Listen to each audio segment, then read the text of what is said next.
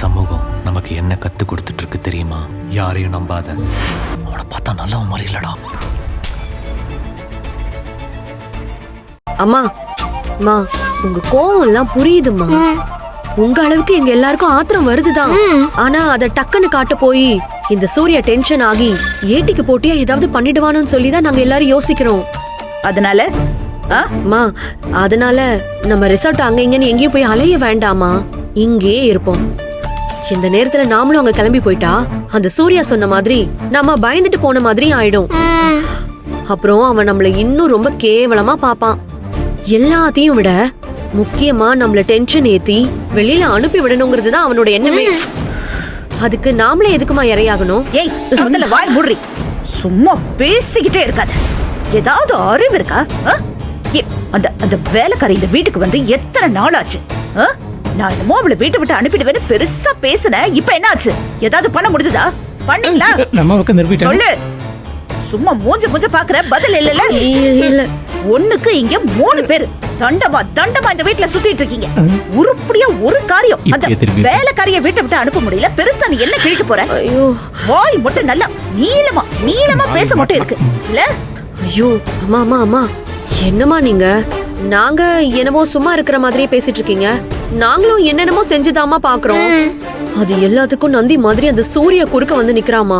அப்புறம் நாங்க என்னமா பண்ண முடியும்? அம்மா, நீங்களும் தான் எத்தனையோ தடவை முயற்சி பண்ணீங்க. ஏதாவது ஒரு தடவையாவது நடந்துச்சா? இல்ல, அதாவது நல்லதோ கெட்டதோ இது நம்ம வீடு தானம்மா. அம்மா, நாம இங்கதாமா இருக்கணும். அந்த கும்பல தான் விரட்டி அடிக்கணும். அத நான் பண்றேம்மா, என்ன நம்புங்க. இனிமே நான் என் அப்ரோச்சே மாத்துறேன். பகையாளி குடும்பத்தை உறவாடி கெடுக்கணும்னு சொல்லுவாங்க. இனிமே அந்த ஆயுதத்தை நான் கையில எடுக்கிறேன். அம்மா ப்ளீஸ், நீங்க கொஞ்சம் அமைதியா இருங்கம்மா. ப்ளீஸ்மா, ப்ளீஸ்மா, ப்ளீஸ். மெதுவா உட்காருங்க. ஓம் சாந்தி, ஓம் சாந்தி.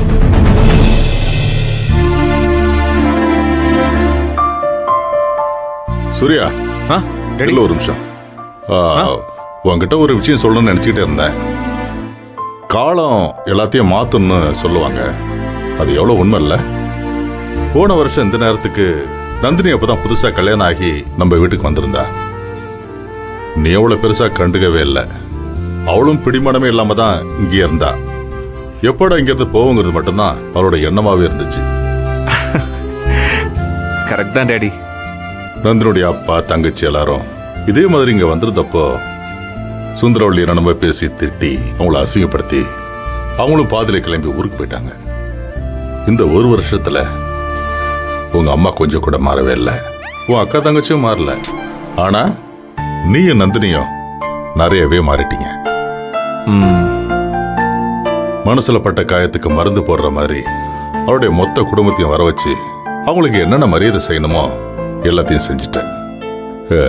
கண்டிப்பா இது நந்தினியோட மனசுக்கு நிம்மதியாகவும் சந்தோஷமாவும் இருக்கும். தன்னை பெத்தவங்க தான் கூட பிறந்தவங்கள நல்லபடியா நடத்தினாங்கன்னா யாருக்கு தான் சந்தோஷம் வராது? நான் சொல்றது சரிதானே? டாடி, நீங்க ஒன்னும் கவலைப்படாதீங்க. இது எல்லாத்தையும் எனக்கு விட்டுருங்க, நான் பாத்துக்கிறேன் டாடி. என்னுடைய கவலையாதான்டா. இது வரைக்கும் நடந்த எல்லாம் சரி, ஆனா இதுக்கு மேல நடக்க போறதெல்லாம் நல்லபடியா நடக்கணுங்கிறது உன் கையில தான் இருக்கு. டாடி, எதை பத்தி சொல்றீங்க? இப்போ நந்தினி ஃபேமிலி எங்கேயே இருக்கு சொல்லி எல்லாரும் ஒன்னா சேர்ந்து தீபாவளி கொண்டாட நினைக்கிறது ரொம்ப நல்ல விஷயம்தான். ஆனா அது எந்த பிரச்சனை இல்லாம நடக்கணும்னா இங்க இருக்கிற எல்லாருமே ஒரு அண்டர்ஸ்டாண்டிங்ல வரணும். அதான் நம்ம வீட்டுல கிடையாது. கரெக்ட் தான் டாடி. ஓ அம்மா அக்கா தங்கச்சி ஏதாவது ஒரு பிரச்சனை பண்ண நினைப்பாங்க. அதெல்லாம் தெரிஞ்ச விஷயம் தானே டாடி. இன்ஃபேக்ட் நானே இதெல்லாம் எதிர்பார்த்துக்கிட்டு தான் இருக்கேன். டேய், அதனால நான் என்ன சொல்றேன்னா அவங்க அப்படிதான் இருப்பாங்க, இப்படிதான் நடந்துக்க போறாங்கன்னு உனக்கே நல்லா தெரியும். அப்போ உன் அம்மா வந்து ஏதாவது திட்டினான்னா சண்டை போட்டான்னா பதிலுக்கு நீ எதுவும் பேசி பிரச்சனை பெருசாக்காம கொஞ்சம் கண்டுக்காம போயிட. அது எப்படி டாடி? நந்தினி ஃபேமிலியை தேவையில்லாம சீண்டுனா அசிங்கப்படுத்தினா நான் எப்படி டாடி அதை பார்த்துட்டு இருக்க முடியும்? அவங்களால பதிலுக்கு பேச முடியல, ஓகே. அவங்களோட முதலாளி வீடு, அதனால பேச முடியல, ஓகே.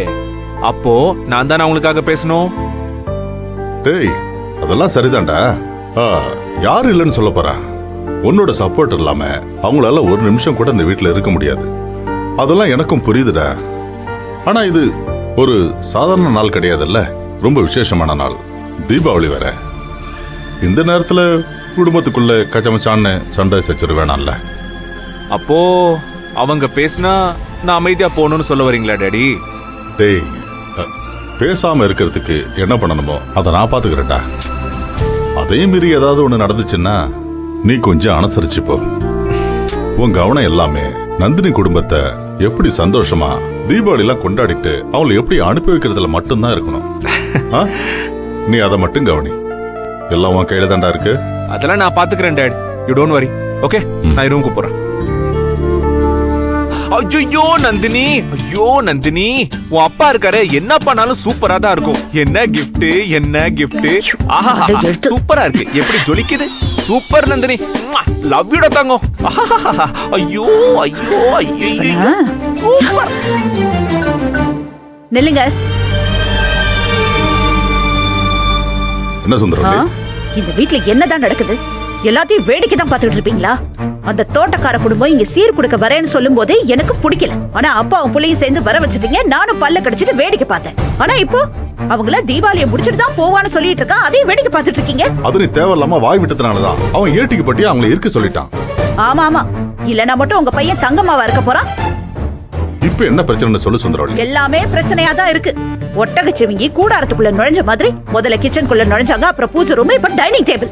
இப்படியே போச்சுன்னா மொத்த வீட்டையும் ஆக்குபை பண்ணி அப்புறம் இங்கே டேரா போட்டுருவாங்க போல இருக்கு. நீ அப்படிலாம் நினைக்கிற? தீபாவளி முடிச்சிட்டு எல்லாரும் கிளம்பிட போறாங்க.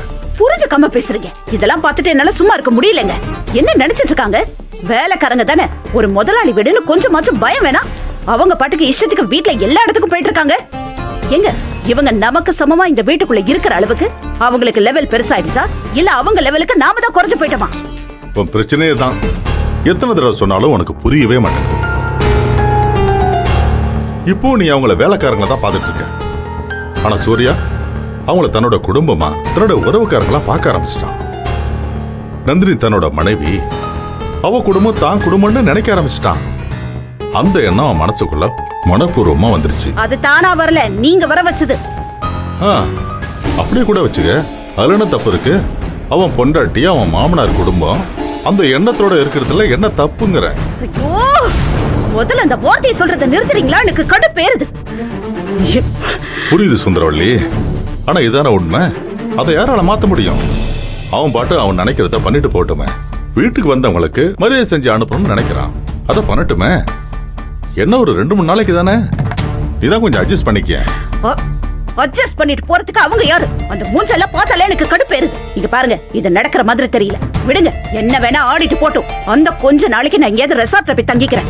ஏய், இததான் அவனும் சொல்றான். அப்படியே நீ செஞ்சுன்னா அவன் ரொம்ப ஹாப்பியா இருப்பான்.